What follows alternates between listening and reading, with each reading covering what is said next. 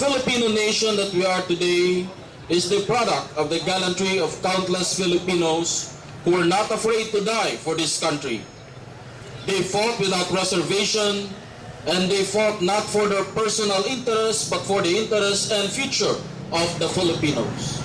In the afternoon of June 12, 1898, General Emilio F. Aguinaldo solemnly proclaimed at the historic balcony of his ancestral house in Calle Real in Kawit, Cavite, the sovereignty and independence of the Republic of the Philippines. Pagkarang mga binati ko mga kaigsuunan, ato na karang paminaon ang usa ka Independence Day message o kini paghimuon sa atong halangdon o gamahan sa lalawigan sa Bohol at hatagan sa masipang pakpak Attorney Edgar Negrillo Chato. Daghang kayong salamat. Atong matig nga tigpailan, Gina. Mga kaigsunang Bulanon, maayong buntag kaninyong tanan. Tagalan po masipang pakpak ang atong nasod nga Pilipinon o ang atong lalawigan sa Bohol. Diskumplado ko sa atong pinakpakan, murag wapata ka pamista si Katuna. Atong kusgo ng pakpak ang atong bandilang Pilipinon. Mabuhay ang Pilipinas! Kana, murag madasigon pa doon mamista ba? Pagkaigsunan, una sa tanan, dako na kong garbo kalipay, nga sa atong panagtapo karong buntaga, atol sa atong Independence Day celebration, mausap kinitingali ang kinaunang higayon, nga makit-an ninyo ang dugang mga miyembro sa atong Junta Provincial, nga mga bag-o ninyong gipili, nga atong mga punuan sa lalawigan sa Bohol. 150th Independence Day, atong gisaulog karong adlaw. It is indeed an honor and a privilege on my part that in this celebration, I would like to recall briefly, pareho sa gisulti sa atong board member Yul Lopez, a little bit of history. Hopefully this will deepen love of country. This will deepen also our love for the Philippines. And this will also deepen our love for the province of Bohol. I would like to salute all Boholanos. All Boholanos, government workers and non-government workers.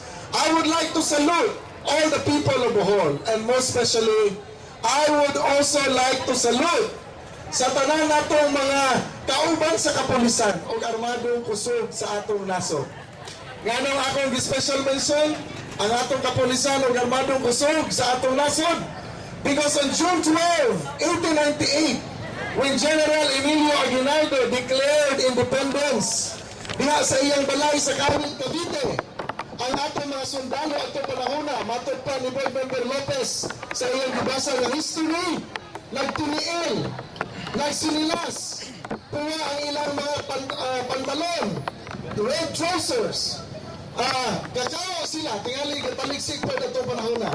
O niya, ang anang gina silang sundang, naiuban nga doon na mga rifle, pero ang ilang gidala nga mga rifle, inimbargo, kay ang atong mga Pilipino na itong panahon na mga insurrectos man ang kasagaran, inimbargo ilang mga rifle gikan sa mga Kastila.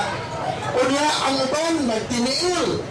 Unya atong mga panahon na wapa po sila sweldo, pero voluntaryo ang tanan nga nanambong sa Independence Day na kinaunhan. Swerte tatanan nga niata karon kay mas pabor-pabor na ang sitwasyon. Kita nga niya nagtapos sa Independence Day sa Plaza Rizal. Daghan nato dinhi nga soldado na sa gobyerno. Of course, ang daghan nato dinhi soldado sa pribado. Pero we are in better times today compared to the times when the revolution actually resulted into the freedom of the Philippine independence. Mao nga ang pagdepensa sa atong nasod sa unang panahon, gugma sa atong nasod ang hinungdan. Ang maong gugma sa atong nasod, maagyapon ka na ang hinungdan kung ngano nga ang atong kapulisan, ang armadong kusog, ang atong mga empleyado sa gobyerno o mga pribado na sektor.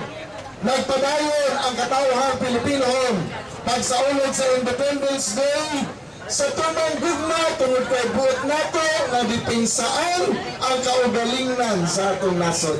We would like to defend our freedom until now and make sure that the rights of every Filipino is protected and defended.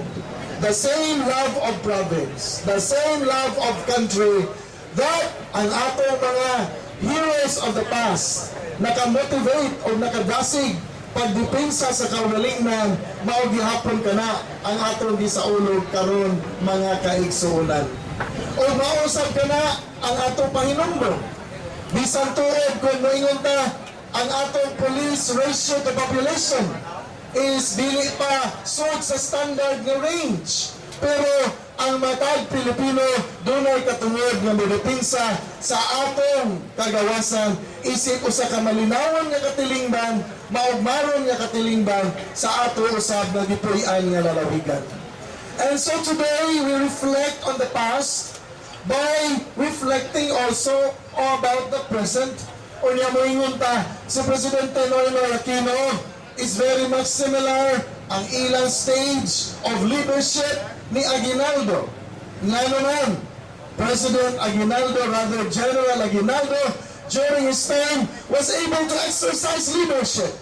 Tunod kay, gisuportaan siya sa katawhang Pilipinhon. A great mass of Filipino people nagsuporta sa liderato ni General Emilio Aguinaldo at the time when the Philippine independence was declared.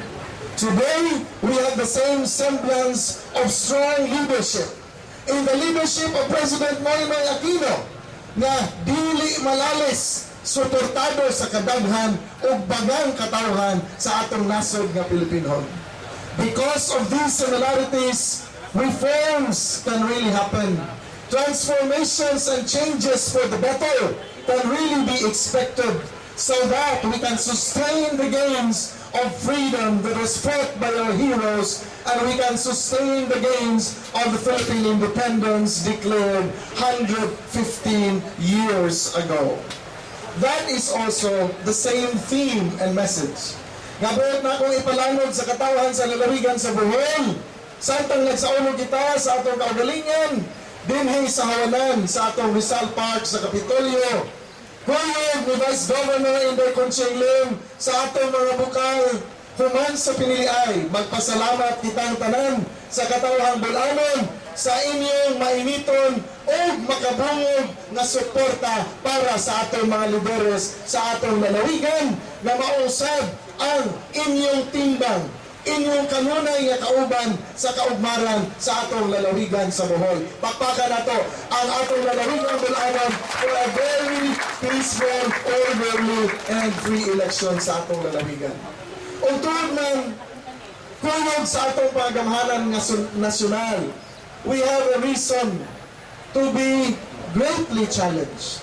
7.8% growth rate in the economy of the country is something that the entire region na corrupt. It stand the whole world and the region because now the Philippines is considered as among the fastest growing economies in our region.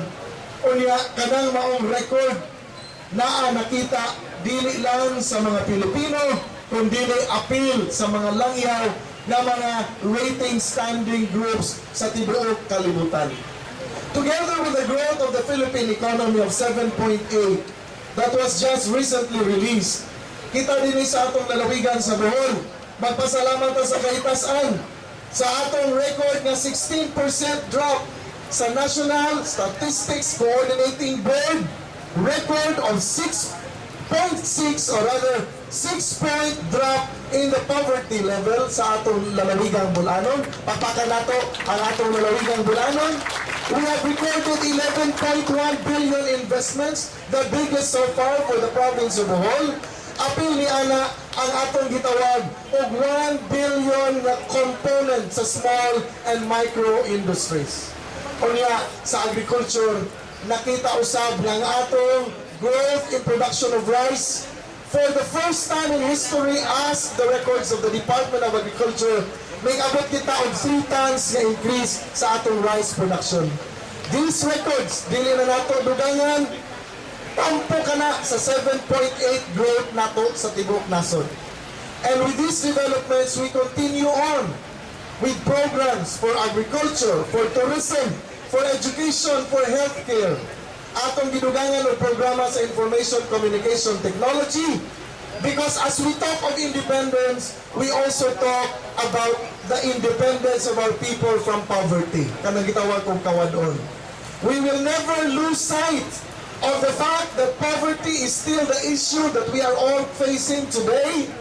And we have to make sure nga sa gitawag na itong kaugalingnan, ang matagbanay dunay kaugalingnan kung ang atong kawadon, ato yung matambalan niining umaabot nga mga adlaw. Improvements in the statistics is good, but we can only say that we have truly succeeded kung ang mao mga statistics matransform nato sa epekto niini sa tiyan sa kada bulanon. Kinahanglan mabati sa mga bulanon ang 7.8 growth, kinahanglan mabati sa mga bulanon ang drop sa atong poverty statistics, kay dili makaon ng statistics, ang importante naa ang atong pagkaon sa lumesa sa kada bulanon, naa ang atong paninabuhi sa kada bulanon, mauni ang mga hinungdan sa atong paningkamot sa kanunay. And so amidst the rains nga nakabasa natong tanan karong adlaw, gawas na lang sa nagdagpayong o napandungan sa atong mga tent. Let the sun and the rain be a reminder that the challenges ahead of us will be like the sun and the rain. It will come without due notice, but we must all be brave in facing the realities of times, because after the rains we know that there will be sunlight coming, and after the sunlight there will be growing of trees, of plants that will give bounty to each table of the Boholanos. So face the challenges of times. Our independence is something that we acquired not as a gift, but after fighting with blood and tears and sacrifices of every Filipino. And so, realizing the future dreams is like fighting also again to sustain the freedom that we have gained as a people. So this morning, let me congratulate everybody. Let me thank everybody for your presence. As your governor, I proudly share with every Boholano today the profoundest feeling of being beneficiary of a truly free and democratic Philippine Republic. Let us hold high the Philippine flag as we celebrate Independence Day. And together with my official family in the capital, Vice Governor Inday Lim o ang atong mga bukal, and together with my family, Teresa Veloso Chato, my beloved wife, and our daughter Trisha, let me and let us all congratulate and thank every Boholano for your continued support. Let us keep on moving forward. Padayon Bulanon, padayon Pilipinas. Daghang salamat o maayong buntag. Happy Independence Day.